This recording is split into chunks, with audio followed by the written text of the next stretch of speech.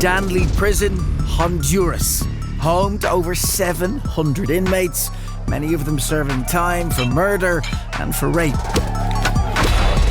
With 3 times more prisoners than it was built for and not enough funding, the authorities have decided on a risky approach. They've armed the toughest prisoners with weapons and given them the power to police themselves. I'm Paul Connolly, and for the first time on television, I'm going behind bars in Danlí Prison to live like an inmate. They're taking a very serious interest in me. I want to find out how this potentially explosive system works. At any second, something could boil over. In a world where criminals enforce the rules. And I definitely feel very, very much out of my comfort zone. With a steady stream of drugs and weapons flowing inside these walls, survival alone has a price tag, making this one of the most lawless prisons in all of Central America.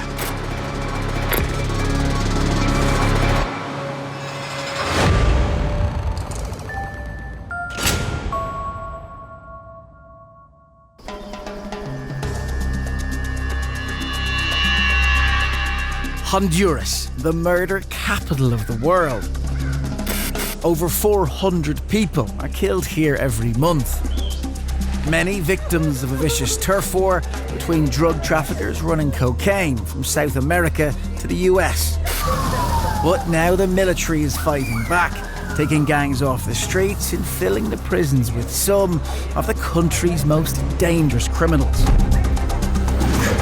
Danlí Prison squeezes over 700 inmates into a compound built for just 240. It's so overcrowded, the guards let the prisoners run the interior. Okay. And I want to experience what life in here is really like for an inmate. So this is how it starts. If you're found guilty of something, if you're convicted here at Danlí Courthouse, then you're headed for Danlí Jail. You're cuffed up, you're frisked down, and you're loaded up into a truck. On the way to the prison, I take a good look at my new surroundings. I know Honduras is Central America's second poorest country, but still, I'm shocked by what I'm seeing. I suppose it's the case here that no matter what you're told to expect, it's always going to be a shock, it's always going to be a surprise. I did expect to see poverty, but not on this scale. It's an incredibly poor place. And I suppose what's constantly playing on my mind is the danger element. For now, I'm protected by armed guards, but once inside Danlí Prison, it will be murderers and rapists who are in control. As we get closer, I worry too about how bad living conditions are going to be. The government spends only 43 pence per day to feed each inmate. There's no surveillance, no electronic security, and basically the prison has been left to rot for the last 30 years.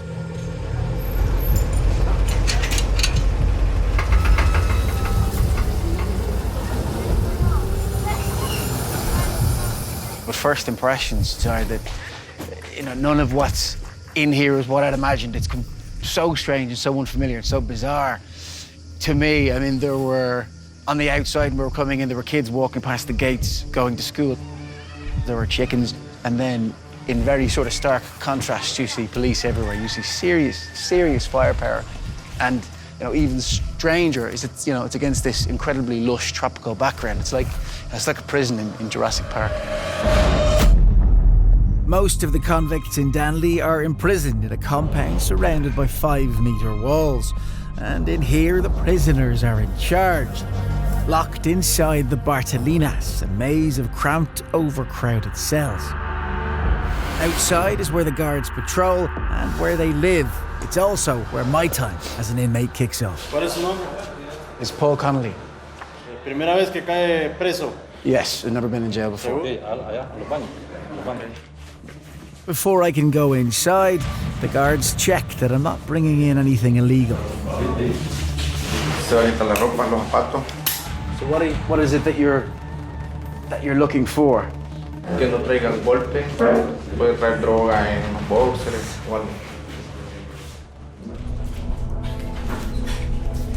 ahora sí. Puedes comer. You finished it? Go back again? Okay. All right. Even though I'm being stripped down, this still feels like a fairly lax search. There's not the most thorough search as if you did want to smuggle something in. I suppose in the cavity that shall remain nameless.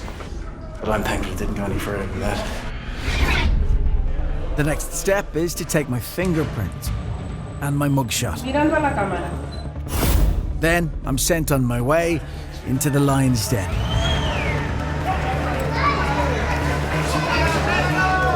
Just looking inside, they're taking a very serious interest in me. It's here, in this holding cell, that I say goodbye to the guards as they lock themselves out. Once I set foot inside the prisoner's compound, then all bets are off. I'll have to play by the prisoner's rules, enforced by convicts known as coordinators, and their godfather-like leader, Neri Calero. So I'm waiting for this guy they call Nari, who's the general coordinator. He is a convicted murderer. I don't know, if I'm going to be targeted for being a Westerner, for being a newbie, for being fresh meat in here. And I definitely feel very, very much out of my comfort zone at this second.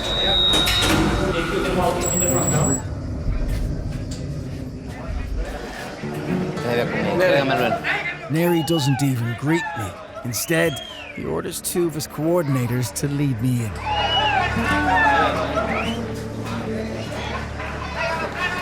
Dentro ahí, yo he revisado. In here? So I need to take off my clothes? And it turns out Neri's boys don't trust the thoroughness of the guard strip search. Yeah, I get it. Ya demos con todo. Démosle los zapatos. So do I have to take off everything? Sí, correcto. Dejarlo. Why? Por la seguridad ahí le quitamos todo lo que él puede traer. Cualquier cosa que trae giro, Fuck's sake. This search feels a hell of a lot more intimidating. And you do this to every inmate that comes in here, every single one. These guys want me to know that they're in charge. That's going to be one out of an introduction, isn't it? Coming up, Neri shows me who's boss, Te puedes agachar un momento. Go down. So, can you introduce and I'm on kitchen duty with two knife-wielding murderers. So I'm chopping up vegetables with a man that killed another man with a machete. Okay. Steffi.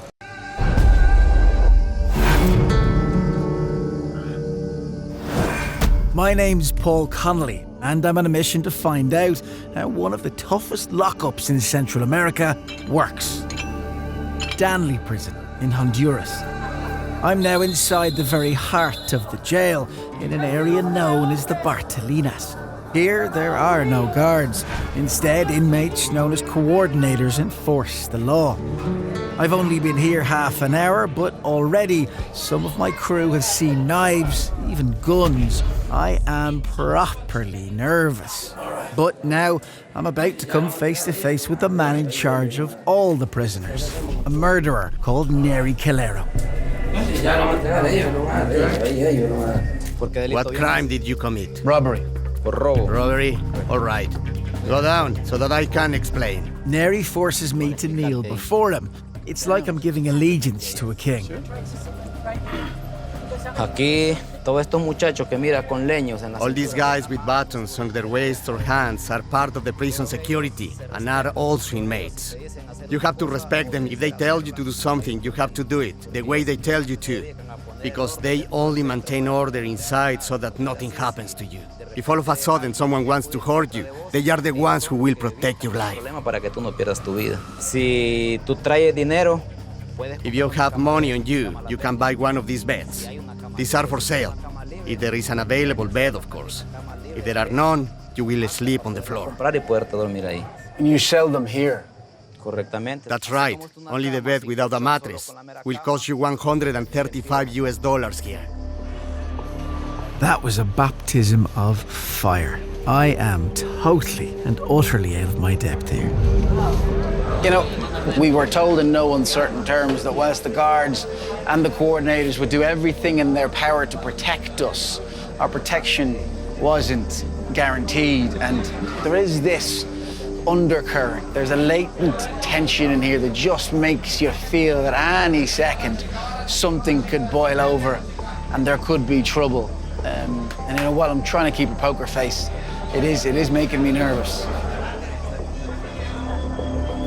Now it's time to check out the cell Neri has assigned me to. So I'm on the way to my cell number 25. And I'm already attracting a hell of a lot of attention here.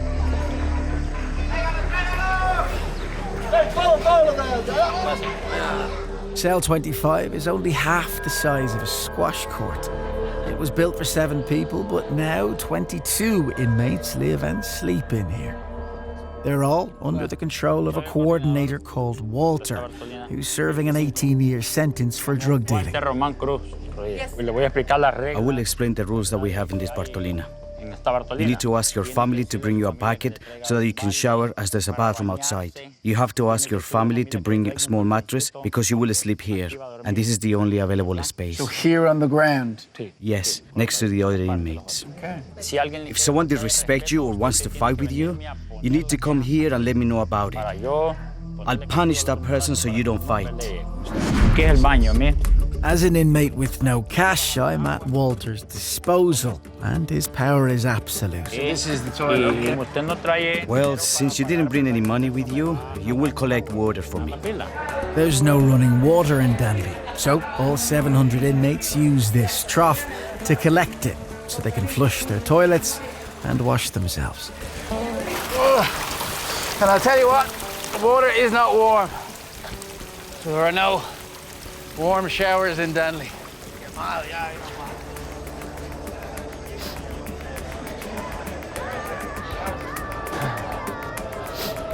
Just put it in there.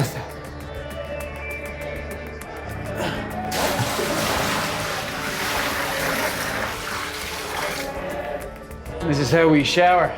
Dumping buckets of water on our heads, so no running water.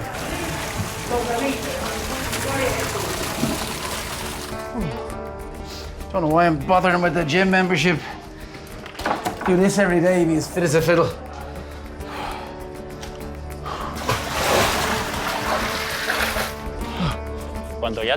When you finish this, take a mop and clean the floor. No problem. You can feel it's all eyes on me. This must be what it's like for an inmate on their first day out here in the courtyard. It's sport for the audience, seeing how much they struggle with this stuff. If I was locked up in here for years, who knows how long I'd last at this. I'm exhausted, and it's got to be well over 30 degrees in this cell. All right. We're in business. Job done.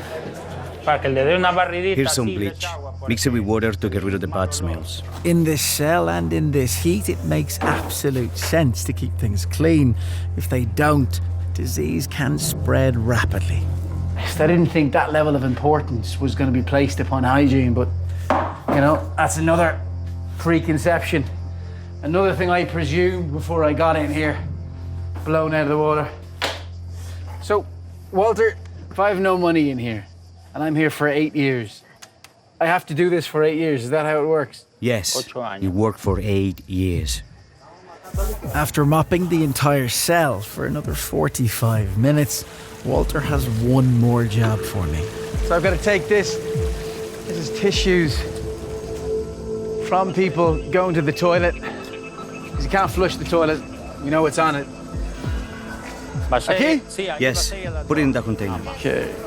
Jesus. Okay, fucking hell. I ain't picking that up, I'll tell you. Oi, there are some tissues down there. Pick them up.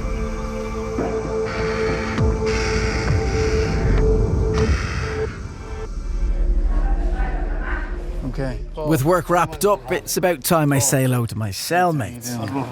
Paul. I hope they go easy on me, mind you. I've just spent hours cleaning up after them. Somehow I'm still shitting myself. Why is that? But I won't do it here, I promise. Bravo. Back where you were, buddy. Well done. That is the least expected round of applause I think I have ever gotten in my entire life.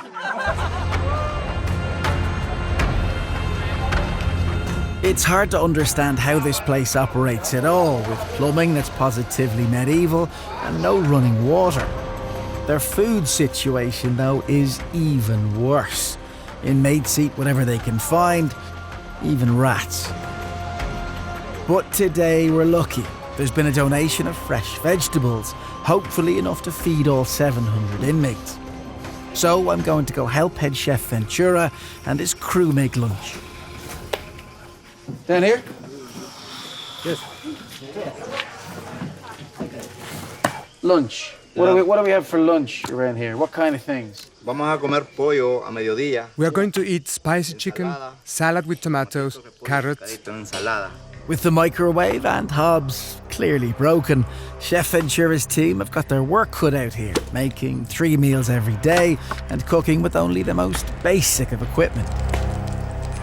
So this is your kitchen. This is it. Yes, this is the kitchen. And it's breakfast, lunch, and dinner.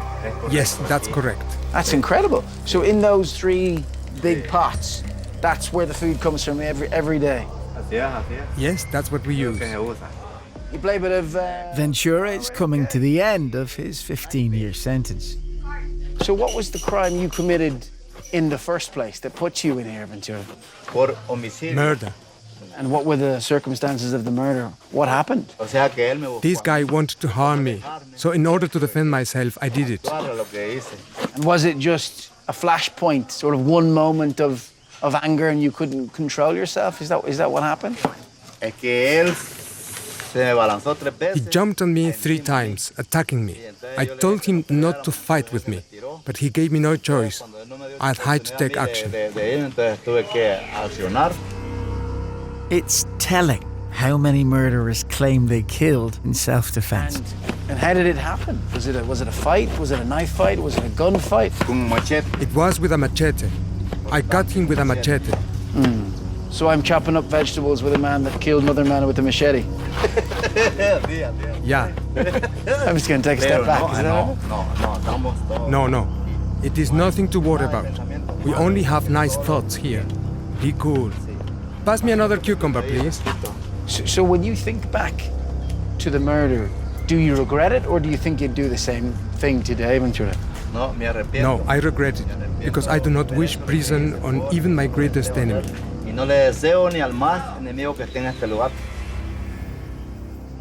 So can you introduce me to the guys that you have working with you today? He is Merlin. Merlin is 19 years old. He lives in a cell where the guards put prisoners who need to be kept isolated from the main population for their own safety.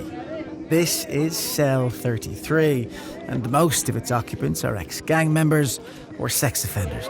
So Merlin, what brought you here? What did you do to land yourself in cell number 33? I'm here for murder. So what happened? This lady accused me of stealing her money, but it wasn't me. It was someone else, so... Then I decided to come in and kill her. How did you kill her, Merlin? I killed her with a machete. I'm ashamed of it. In that moment, I was drunk and I just had killing her in my mind, so I just did it. So what happened afterwards? Did you hand yourself in? I gave myself in as the police came looking for me at my house. And the woman you killed, did you know her? Yes, she was my aunt. My mother's sister. She lived nearby. When you first hit her with the machete, did she die straight away, Merlin, or did it take her time to die? She died quickly. After I attacked her, she died quickly. Will your mother welcome you back into the family, even though you killed her sister? Yes, I'm her favorite son, and she says she will take me back. If Merlin really is her favourite son, God knows what the others are like. He talked so casually about his crime. But then Honduras is the murder capital of the world. What a tragedy for his family, and an unforgettable experience for me. So that most definitely is not something that I'm going to be doing every day of my life, is it? Preparing and chopping vegetables with two blokes that have killed people with machetes, and that's the reason that they're in here. I suppose it brings to mind, again, the fact that Danlí is so incredible and so absolutely unique, and that it is, for all intents and purposes, a village with all the working parts. Just happens to be the case that a lot of the people here are murderers and rapists. I don't think it would take long for me to fall to pieces in here, surrounded by unpredictable, violent criminals. So I want to find out if the coordinators really do protect us inmates. Wilmer. Hi, nice to meet you. How's it going? Are you well? I'm doing okay. Are these pictures of your children? This picture of my children. This is my Bible where it keeps me, going every day. Keeps you sane. Yes. Wilmer, how many people are in this Bartolina? 19, and this is a small place. 2 of them sleep underneath my bunk. Underneath here? Yeah. They put the mattress inside and they sleep in there. And do you know what crimes everyone in here has committed? Yeah, the majority of them, they are here for murder, rape, extortion, and really scared. I won't do that time. Wilmer claims to be a low-level criminal, but he was slapped with an 18-year sentence for nicking a car whilst high. In Danlí, he's always feared for his safety. Yeah, I've never been with these kind of people like that, and in a place where you don't, like you see, you don't have a security for real. Yeah. And if anybody can want to hurt you. Are the coordinators sorting that element out for you? Are they the ones that are keeping watch over you? You are on your own in here, you know what I mean? So the best thing is be quiet. You can see anything, you don't see nothing. You can hear anything, you don't hear nothing. Don't be a snitch. Don't be a snitch inside prison. And also trying to respect those people that have the control inside here. The guard, they don't control in here, for real. Who controls here are the inmates. Coming up, I visit cell 27, home to some of the prison's most detested inmates. Do you sometimes fight in here? Every day. And I find out what happens when the prisoners run riot.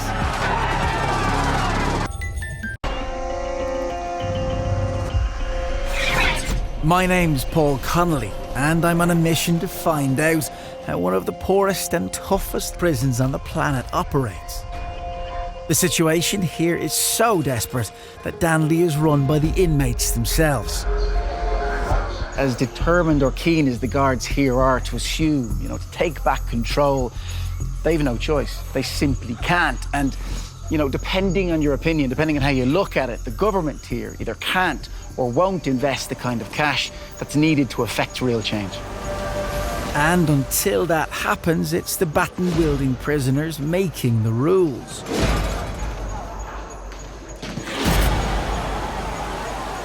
The last time the Honduran authorities tried to take control, in 2014, the whole prison kicked off. As seen here in footage filmed by an inmate, prisoners went berserk.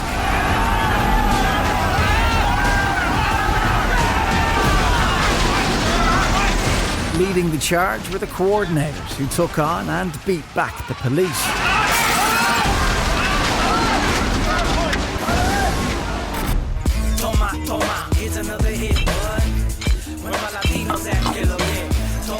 One of the riot's ringleaders was Henry. 3 years into a 9-year stretch, having been nicked in a stolen car with an illegal gun. He is one of the prison elite, a coordinator and a bodybuilder who runs the prison gym. Nobody messes with Henry. I've really never seen anything like the control that the coordinators have here. You guys are you're like a little army. Yes, we are. Yes, we are like a little army. So I've heard a few years ago there was a riot here. So what happened? What kicked it off? What happened was that they come here to do surgery, So who did? Who came? The military, the police. So they come over here with they said they're gonna do a search for arms and drugs. But when they got inside, everybody's got mad and gave. Everybody got involved. Involved in that thing, yeah. And the police went, they ran out because everybody was beaten at them. So that day, were the coordinators and the other inmates, you were all fighting together? All fighting together, yeah. They keep them out of here, yeah. And did they find anything? Did they find any drugs or guns? Nothing because the fight started entre us and the police. Okay. And they don't take nothing out, too. They didn't get anything? No.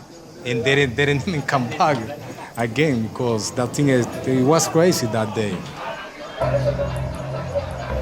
From what I can tell, the military police wouldn't have to look too hard for drugs in here. You only need to sniff the air to tell what they're smoking. I have a nose, and you walk around and you can smell the marijuana around here. You can smell it. I was in United States in prison, and the drugs, I think no jail can stop that. Yeah. No, the drugs was there too. Marijuana, cocaine, no. And is there cocaine here as well? I don't know. I don't want to answer that question. I don't want to get told. I think I know what that means. Okay. If you see the prison, it's like minimum. Yeah. So they can do so many ways. Throw it over the wall. That's right. Yeah. All right. Thanks for looking after me. All right. See ya. What's extraordinary about this place is there's only the flimsiest of barriers between the inmates and the outside world. No wonder the jail is full of drugs. It makes for an extremely unstable situation. One potential flashpoint is the hostility that surrounds cell 27, the most hellish in all of Danlí. In here, prisoners serve time for what's referred to as special rape. Mostly paedophiles or violent sex offenders, they're despised by the other inmates and are kept isolated. For my safety, I'm not allowed to go inside cell 27, but I am allowed to talk to Byron. Hey, how's it going? How are you?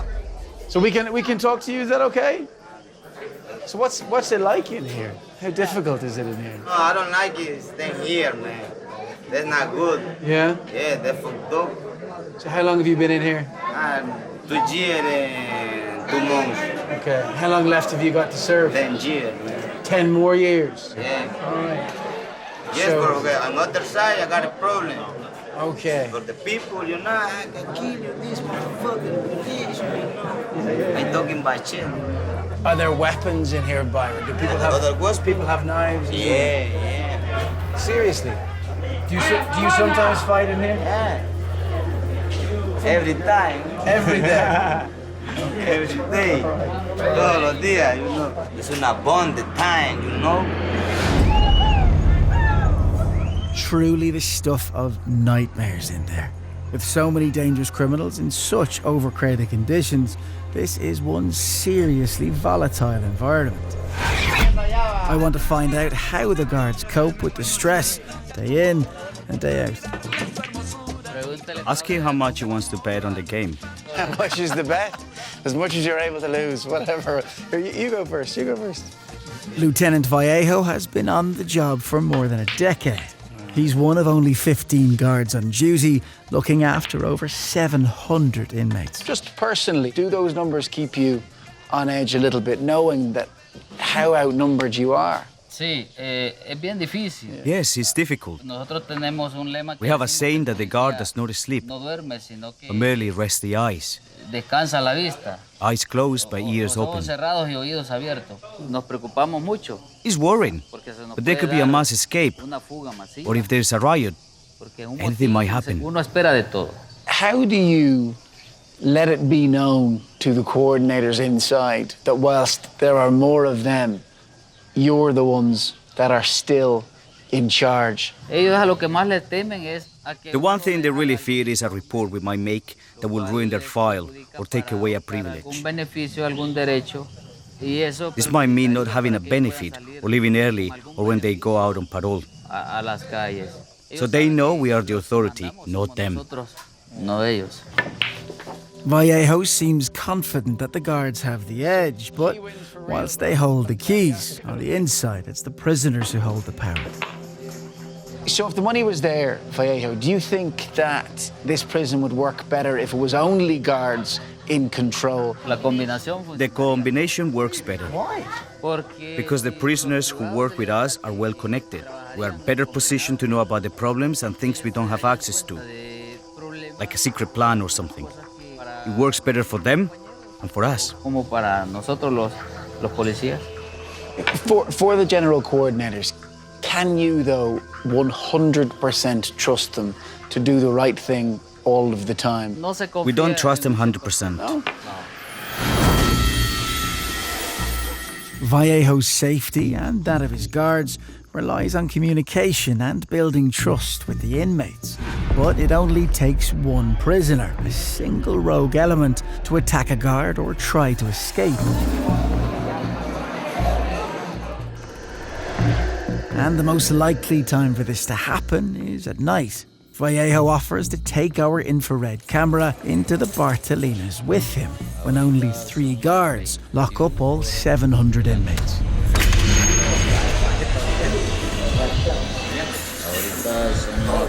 Now it's 9 o'clock in the evening. We are doing the last lockup for all prisoners still outside of the Bartolinas. As you can see, the guards are doing the counting among the prisoners.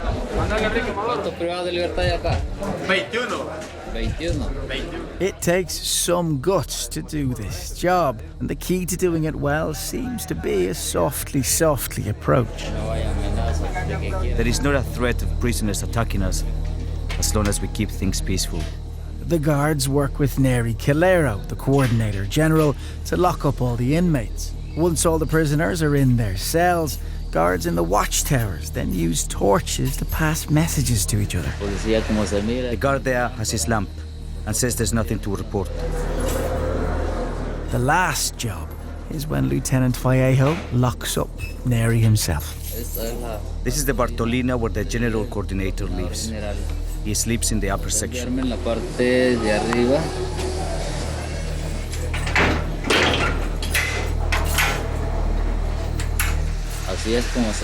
This is what the prison looks like at 11 p.m. As you can see, no one is left in the halls.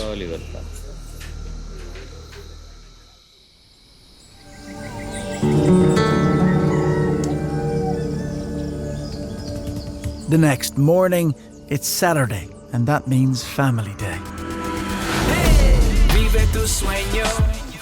Prisoners are allowed up to 3 visits a week. Wives and girlfriends can even stay overnight in the cells. The guards allow this much access to reduce tension and to keep the prisoners in line. Wilmer, the car thief who I met earlier, is hoping his other half shows up. So your wife is due around now? Yeah, she comes on Wednesday, Saturday, and Sunday, the 3 days that we got visiting here in prison. All 3? Yeah, all the 3 days she comes over here. She brings the kids only once a week, but she comes the 3 days a week. Do you ever worry that the kids are here when there's, murderers and thieves and rapists around here? Do you ever worry about the kids being Yeah, here? of course. I mean, any father would want to worry about that because anything can happen in one, moment. It seems to be sort of an unwritten rule here. You don't mess with women. Yeah. And you don't mess with kids. Yeah, you must respect all the visits, especially kids, right? Yeah. If you do something to somebody else's visit, you can end it out even kill or seriously. Yeah. It's that serious. It's that serious. Is it difficult to, you've no privacy, and you're going to be doing what husbands and wives do. Is it difficult to get used to that, to pulling over the curtain, but knowing that people can listen? You restrain yourself in a lot of things, right? You restrain your emotions. Yeah. You restrain your voice, but it's really hard for her. It's kind of humiliated, but we don't have another choice, so it's pretty much what we got, right? So, my wife. Wilmer's wife, Ukraine, has brought him his favorite grub. This is the chicken soup. This is the chicken soup. This is your wife. Me llamo Paul. Se llama Pablo. So, Ukraine, what do you think of this place? What do you ¿Qué think es lo of que tú Danlín? piensas de este lugar, esposo? Hay una buena disciplina. There is a good discipline. Todo bien organizado. Everything is very organized. And you don't mind bringing the kids here? No. No. It's okay here? Look, the kids and myself can't live without my husband. Tenemos que convivir con mi esposo. So Ukraine, how did you meet Wilmer? ¿Cómo tú me conociste a mí? Oh, there's a story in this. I like that. I like that. What have we got? It's a big story about it. A brother of my friend was arrested and put in the prison. And then she invited her to come to prison to visit her brother. Yeah. And then she met me there. So you met him in prison? In prison, yeah. So you fell for him and fell in love with him? Yeah, for the first time. In it was prison? a love at first sight. So you've never, between the time that you met and now today, you've never been married to Wilmer as a free man. He's always been a prisoner. Nunca has estado casada conmigo como un hombre libre, sino que como un prisionero.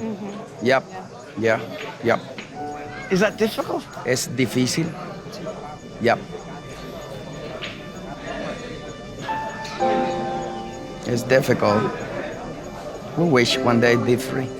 It's very difficult.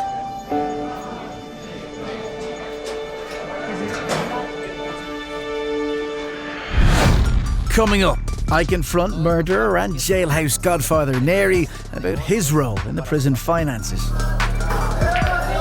So the money that you collect, where does it go? And I meet the prison director who fears a mass escape. Look around here at the insecurity we have. My name is Paul Connolly and this is Danlín, one of the toughest lockups in Honduras. It's like a prison through the looking glass, with criminals ruling the roost. My time here is nearly up, but before I go, I want to know what, if anything, inmates can do to secure early release. In Danlín, prisoners are offered rehabilitation, but with money so tight, that means simply reading books from the prison library. So if any of the prisoners in here wants to get out of here at some stage, there is a woman they need to go through. A judge, and a very formidable one at that, I'm told. And that's who I'm about to meet. Yadira, me llamo Pablo. How are you? Can I sit down? Yes. All right. Her first appointment is Henry Salgado, the bodybuilding coordinator who was caught with a gun in a stolen motor. And it looks like today he's met his match. Okay, Henry. I am going through your file and I am going to inform you about your legal position. You will have completed your sentence on the 12th of December 2021, and you will have the right to parole from the 12th of June next year. But we do have a problem, Henry. I have been going through the library records and I cannot see your name. You have not been coming here to read. So my question is, would you like to enjoy these pre-release benefits? Yes, there must be something wrong. There must be records of the time I have come. There is no record in the book. No signatures of the time you have come here to read. In a prison where the inmates struggle to survive, it is surreal to hear these two arguing over books. I do not know why there is no evidence in your book, but I have a book to read. Dear, can I ask, so have you been reading the books then?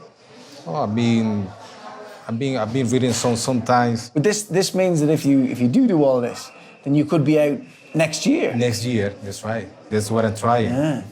Is the judge right though? Could you be working a little bit harder? You could. All right. Okay. So is Henry an example of what most of the inmates are like, or is he an exception? He is like the majority. There are many in his situation. They want to benefit from something, but they do not abide by the rules. They do not want to abide by them. It's hard to understand why Henry doesn't read more so he can get out sooner. Maybe it's because senior coordinators have a good thing going in here. They have respect, they call the shots, and even have the opportunity to run one of the many small businesses within the compound. So long as top man and convicted murderer Neri Calero allows it. All this around here is the same. They are all cafes, businesses, refrigerators where they sell ice creams and things like that. So this is like a little market? Yes, that's correct. There is a place where you eat. Here is another cafeteria. And are they chosen to open the businesses, or do they just go ahead and do it on their own? Yes, there is just one disciplinary rule in the institution that establishes that to open a business they have to have my support as a coordinator. Do they have to pay you a rent to have the business? Some cafes pay weekly and the eating places pay monthly. With all the rent from these businesses flowing into Neri's pocket, plus the money he charges inmates for beds, he's effectively a landlord to over 700 criminals. Only a very tough man can maintain that power, and I want to find out whether it corrupts him.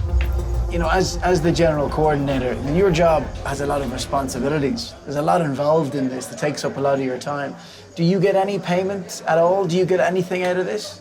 Not at all. I don't get absolutely anything. What is more, when it comes to hygiene, as a coordinator, it is often down to me to provide chlorine and all sorts of things like brooms in order to clean the whole central area.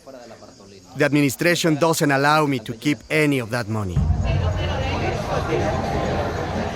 In a prison where you have to pay for everything, even a mattress on the ground, if what Neri says is true, this is a remarkable system based almost entirely on trust. But for a corrupt man, it would be easy to keep the cash, and from what I can tell, the guards wouldn't dare intervene. In Danlí, Neri is the governor. But with all his influence, I don't quite understand why he doesn't arrange a mass escape. And it turns out I'm not the only one who worries. Prison Director Lieutenant Ponce is on the same page. So I've heard that one of the things that you don't have enough money for are weapons and bullets if something does go wrong. Is that true? Yes, it is true. We don't have the required equipment. We have 60 policemen and half the number of weapons.